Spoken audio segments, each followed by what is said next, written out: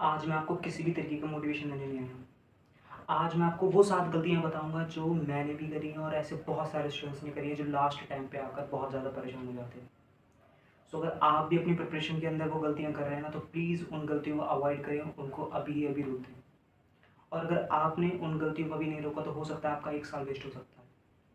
मैं भी एक नीट एस्पिरेंट हूँ, मुझे पता है कि उन गलतियों का एंड रिज़ल्ट क्या होता है। मैंने बहुत सारे स्टूडेंट्स को ऐसे करते हुए देखा है। मैंने खुद भी पर्सनली बहुत चीज़ें ट्रबल में होते हुए देखी हैं अपनी प्रिपरेशन के अंदर। सो प्लीज़ इस वीडियो को लास्ट तक देखना। वो सारी गलतियाँ आज मैं आपको बहुत अच्छे से एक्सप्लेन करने वाला हूँ। अगर आप उनमें से एक भी गलती जो आप अपने प्रिपरेशन के अंदर कर रहे हैं, अगर वो करने से रोक लेते हैं, उसे पॉज़ कर देते हैं उसी वक़्त, सो आप अपना 1 साल वेस्ट होने से बचा सकते हैं। चलो स्टार्ट करते हैं। पहली बहुत बड़ी गलती है ना, हमें ऐसा लगता है कि परफेक्ट टाइम टेबल जैसी कोई चीज़ एग्ज़िस्ट करती है। बट मुझे ऐसा लगता है परफेक्ट टाइम टेबल जैसी कोई भी चीज़ एग्ज़िस्ट ही नहीं करती है। ये रियलिटी है। हमें लगता है कि हम एक ऐसा टाइम टेबल बना देंगे कि यार हमारी ऑल इंडिया रैंक 1 आ जाएगी, ऑल इंडिया रैंक ही आ जाएगी। हम ऐसा करते हैं भाई, कभी भी किसी की भी रैंक या सिलेक्शन या अच्छे मार्क्स कभी भी टाइम टेबल से नहीं आते। टाइम टेबल से कुछ भी नहीं होता है, रियलिटी बता रहा हूँ। और टाइम टेबल क्या करता है ना, एक तरीके से हमारी प्रिपरेशन को ख़राब करता है, क्योंकि टाइम टेबल 90% लोग फॉलो नहीं कर पाते हैं।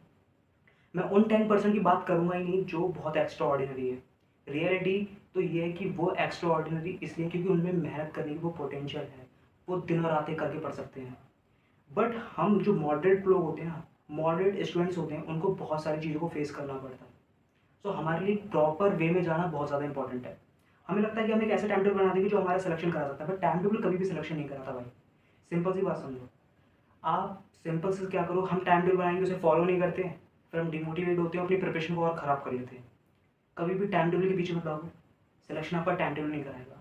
आप टू डू लिस्ट बनाओ, गोल कार्ड बनाओ, और उसको हाइपोथेटिकल मत बनाओ कि बहुत ज़्यादा एक दिन में 10 टारगेट मेरे कंप्लीट कर रहे हैं। वो चीज़ मत करो प्लीज़।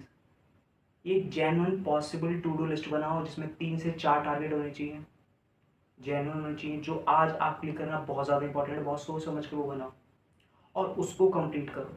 आप उसको 100% कंप्लीट करते हो, आप पर डे सक्सेसफुल हो रहे हो सर। सिंपल सी बात है। आप परफेक्ट टाइम टेबल को अवॉइड कर दो बिल्कुल तरीके से। दूसरी बहुत बड़ी गलती जो हम करते हैं ना, सिर्फ लेक्चर देखते जाना। जितने भी ऑनलाइन स्टूडेंट्स पढ़ते हैं, पीडब्ल्यू से पढ़ रहे हैं, अनअकैडमी से पढ़ रहे हैं, किसी से भी पढ़ रहे हैं, आप अगर ऑनलाइन पढ़ाई कर रहे हो ना भाई, सिंपल सी बात है, आपको लगता है मैं लेक्चर देखता हूँ 6 घंटे 7 घंटे भी, कभी भी लेक्चर चल जाते हैं, ऐसा लगता है मैं दिन में बहुत पढ़ता हूँ। बट वो रियलिटी में बिल्कुल भी पढ़ाई नहीं है। अगर आपको लगता है मैं लेक्चर देखता हूँ मेरी पढ़ाई आती है, तो वो बिल्कुल भी पढ़ाई नहीं है। सिंपल सी बात समझ लो। आप फोकस करो अपनी सेल्फ स्टडी पे। सिलेक्शन आपका सेल्फ स्टडी कराएगी, ना कि आपके लेक्चर नोट्स। आपने लेक्चर देखा, नोट्स बना दिए, तो आपका सिलेक्शन कैसे हो जाएगा? बिल्कुल नहीं होगा। ये गलती बिल्कुल मत करो। फोकस करो, पर डे एक रूटीन बनाओ कि मुझे 2 या 3 घंटे अपनी सेल्फ स्टडी के लिए निकालने हैं, क्योंकि सिलेक्शन सेल्फ स्टडी से होगा। सर ने तो पढ़ा दिया, सर ने नोट्स बनवा दिए, आपका बट प्रॉब्लम ये है कि आपका पूरा दिन तो उसी में निकल जा रहा है, लेक्चर देखने में, नोट्स बनाने में। फिर कहते हो कि सेल्फ स्टडी के लिए टाइम ही नहीं मिल रहा है। अरे कैसे भी करके सेल्फ स्टडी के लिए टाइम निकालो। सिंपल सी बात है, सेल्फ स्टडी से ही सिलेक्शन होगा। लेक्चर देख के नोट्स बन जाएंगे, लास्ट टाइम पे सिर्फ वो कॉपियाँ कंप्लीट हो जाएंगी कि 1 कॉपी 2 कॉपी 3 कॉपी, बस नोट्स कंप्लीट होंगे तुम्हारे पास।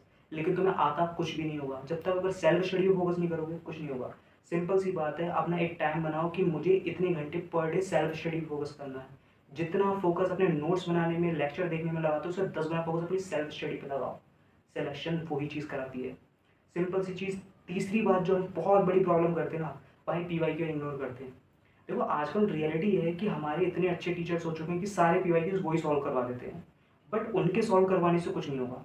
तीसरी बहुत बड़ी गलती हम ये करते हैं कि हम खुद पी वाई क्यू सॉल्व नहीं करते हैं भाई। और ये हम क्या करते हैं, अगर पी वाई क्यूज को तो हमने ये समझ रखा है कि लास्ट टाइम पे पी वाई क्यू सॉल्व किए जाते हैं। भाई लास्ट टाइम पे कुछ भी सॉल्व नहीं होगा, समझ ले।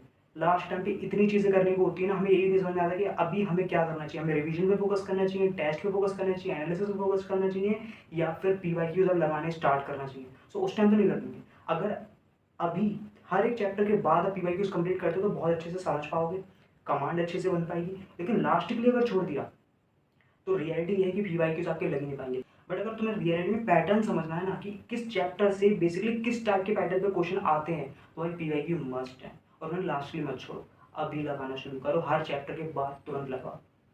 चौथी बहुत बड़ी जो प्रॉब्लम कर रहे हैं ना, अपने वीक पोर्शन को अवॉइड कर रहे हैं। रियलिटी ये है कि जिसकी जो चीज़ स्ट्रांग होती है ना, उसको वही चीज़ पढ़ने में मज़ा आता है। बट पूरा पेपर सिर्फ उससे नहीं आएगा जो तुम्हें आता है। पूरा पेपर तो होल सिलेबस से आने वाला है। हम हर बार क्या करते हैं, जब भी कोई प्रिपरेशन स्टार्ट करते हैं, टेस्ट प्रिपरेशन स्टार्ट कर रहे हैं या फिर कुछ भी हमारे सिलेबस में टेस्ट में आने वाला है, सो उस टेस्ट में वो टॉपिक उठाते हैं जो हमें पहले से आते हैं। अरे जो आता है वो तो आता है, सिंपल सी बात। जो नहीं आता है उस पर फोकस करो, चाहे वो चैप्टर्स हो गए, चाहे वो टॉपिक्स हो गए। इनफैक्ट कुछ तो ऐसे भी लोग होते हैं जो कि पूरा सब्जेक्ट अवॉइड करते हैं। मैं भी उसमें से था, मैं भी उसमें से था। मैं फिजिक्स से बहुत डरता था, बहुत डरता था। मुझे ऐसा लगता था यार फिजिक्स मुझसे नहीं होगी, कॉन्फिडेंस ही नहीं आता था उसमें। सिंपल सी बात, तो फिजिक्स को अवॉइड करता था। लेकिन ये बहुत बड़ी गलती है।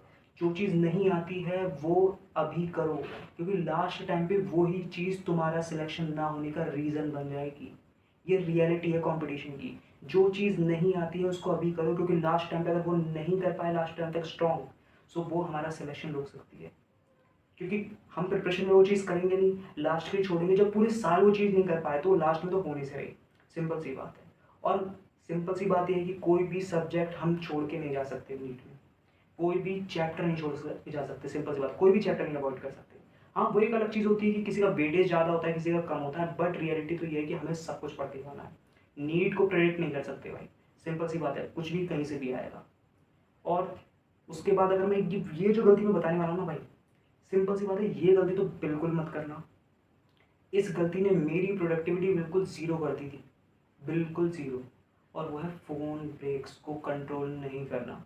भाई रियलिटी ये है कि हमें ऐसा लगता है, जब मेरी पढ़ाई अच्छी चल रही होती है, मैं अपनी बिल्कुल बेसिक बात बता रहा हूँ, जब मेरी पढ़ाई अच्छी चल रही होती है ना भाई, मेरे अंदर मोटिवेशन बहुत अच्छा, बहुत सब कुछ फ्लुएंटली चल रहा है, बहुत अच्छे से पढ़ाई हो रही है, फ्लो है सब कुछ, बहुत सही प्रिपरेशन चल रही है, कॉन्फिडेंस आ रहा है, सब कुछ अच्छा है।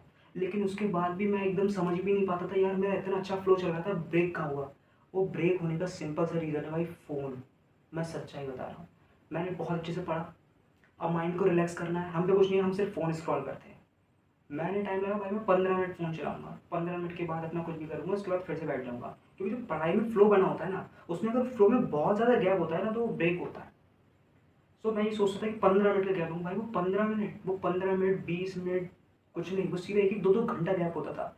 वो 1 घंटा कब निकल गया, 2 घंटे कब निकल गया, पता ही नहीं चलता। सिंपल सी बात है।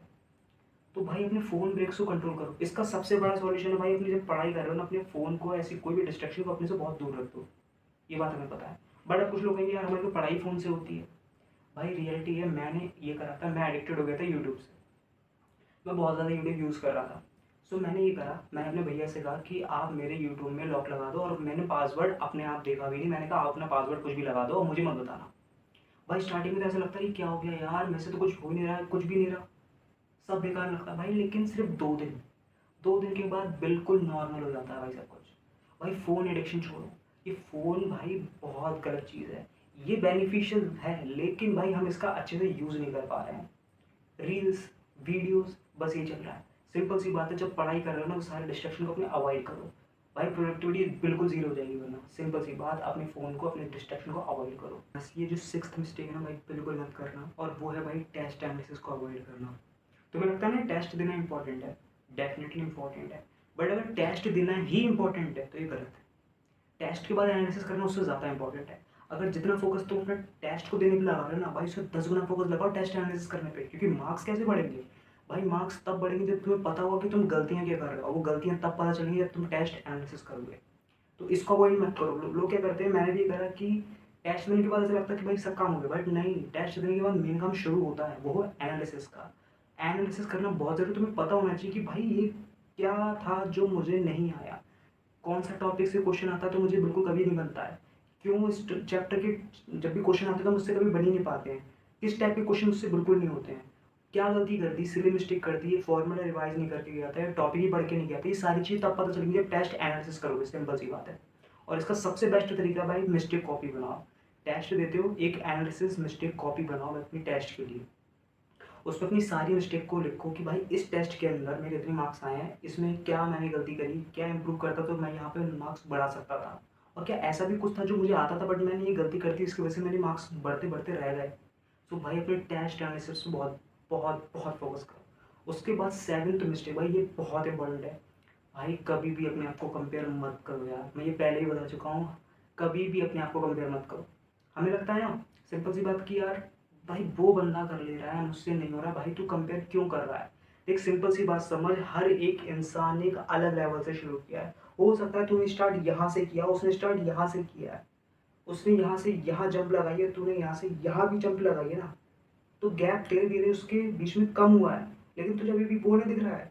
तुझे क्या दिख रहा है कि अरे यार अभी भी कितना गैप है। ये जो कंपैरिज़न है ना तेरा कॉन्फिडेंस बिल्कुल ज़ीरो कर देगा, सिंपल सी बात है। और कॉम्पिटिशन के अंदर ज़ीरो कॉन्फिडेंस के साथ सिलेक्शन लेना एक बहुत बड़ा टास्क है। कॉम्पिटिशन के अंदर अगर कॉन्फिडेंस ही नहीं आया कि मैं ये कर सकता हूँ, या किसी भी चीज़ में, not only for the competition but anything which you really want to do in your life, you have to believe on yourself and stay confident in every single step of your path. Confidence रखना है ना तो comparison छोड़ दे। भाई हर एक इंसान ने एक अलग लेवल से शुरू किया है, कंपेयर मत कर। बस एक माइंडसेट बना के पहले बता चुका हूँ कि अपने आप से कंपेयर कर कि क्या मैंने जो पहले किया था उससे बेटर अब कर रहा हूँ। मैंने कहाँ से स्टार्ट किया था कि आज मैं उस लेवल से काफ़ी ऊपर उठ चुका हूँ। पर डे इम्प्रूव कर रहा हूँ नहीं कर रहा हूँ, 1% पर डे इम्प्रूव कर रहा हूँ या नहीं कर रहा हूँ, सिंपल सी बात। देख कोई भी एक्सपर्ट एक दिन में नहीं बना जाता है, सिंपल सी बात है कि डेली इम्प्रूवमेंट करना ज़रूरी है। तो सोच रहा है एक दिन में हो जाएगा, भाई एक दिन में कुछ नहीं होता है, टाइम लगता है, प्रोसेस होता है भाई, जर्नी है। कंपेयर करेगा तो भाई कंपेयर करने से कॉन्फिडेंस लूज़ करेगा और फिर जो तू कर सकता है वो नहीं कर पाएगा। तो सिंपल सी बात है, अगर इन 7 में से एक भी मिस्टेक तू कर रहा है ना तो भाई अभी के अभी उसको बिल्कुल अपनी प्रिपरेशन से डिलीट कर दे। क्योंकि अगर इसमें से एक भी इम्प्रूव कर ली तूने जो अभी तू कर रहा था अपनी प्रिपरेशन के अंदर, तो भाई सिंपल सी बात है, तू अपना 1 साल बचा लेगा वेस्ट होने से। अगर आप रियलिटी में अपना साल वेस्ट नहीं होने देना चाहते हो और अगर आप इनमें से कोई भी प्रॉब्लम फेस कर रहे हो या फिर मिस्टेक अभी कर रहे हो तो भाई उसे अभी भी रोक दो। टाइम है, अभी नीट का पेपर दूर है, मई के फर्स्ट वीक में होता है, ये सब जानते हैं। अभी टाइम है, अपने पाथ पे बिल्कुल फोकस होकर चलोगे कि मैं क्या गलती कर रहा हूँ, उस गलती को इम्प्रूव करते जाओगे, इम्प्रूव करते जाओगे, इम्प्रूव करते जाओगे, सारी चीज़ें उसको इम्प्रूव करके अपने प्रिपरेशन से दूर कर दोगे कि भाई मैं कोई गलती छोड़ूंगा ही नहीं। भाई सिलेक्शन डेफिनेटली होगा, बट फोकस करना पड़ेगा कि हम ऐसा गलत कर क्या रहे हैं, सिंपल सी बात है। भाई मैं कोई एक्सपर्ट नहीं हूँ, मैं कोई एक्सपर्ट की तरह राय नहीं दे रहा हूँ, बट मैं खुद एक नीट एस्पिरेंट हूँ और मैं कोई बहुत टॉपर या फिर एक्स्ट्राऑर्डिनरी स्टूडेंट नहीं रहा हूँ। मैं एक नॉर्मल नीट एस्पिरेंट रहा हूँ। मैंने बहुत सारी प्रॉब्लम्स को फेस किया है, खुद रियलाइज़ किया इन चीज़ों को, क्योंकि मैंने क्या गलतियाँ करी हैं कि जिसकी वजह से मैं बहुत ट्रबल में आया। तो मैं यहाँ पर जो भी मैंने गलतियाँ करी वो विदाउट फ़िल्टर आपके साथ शेयर करूँगा, वो भी बताऊँगा और जो सीखा है उससे वो भी बिल्कुल आपके सामने सिंपल से रख दूँगा। सो अगर आप मेरी इस जर्नी का पार्ट बनना चाहते हैं, फिर आपको कुछ भी ऐसा लगा कि वैल्यू प्रोवाइड करी, so please subscribe to my YouTube channel and follow my Instagram page. Thank you so much, thanks for watching.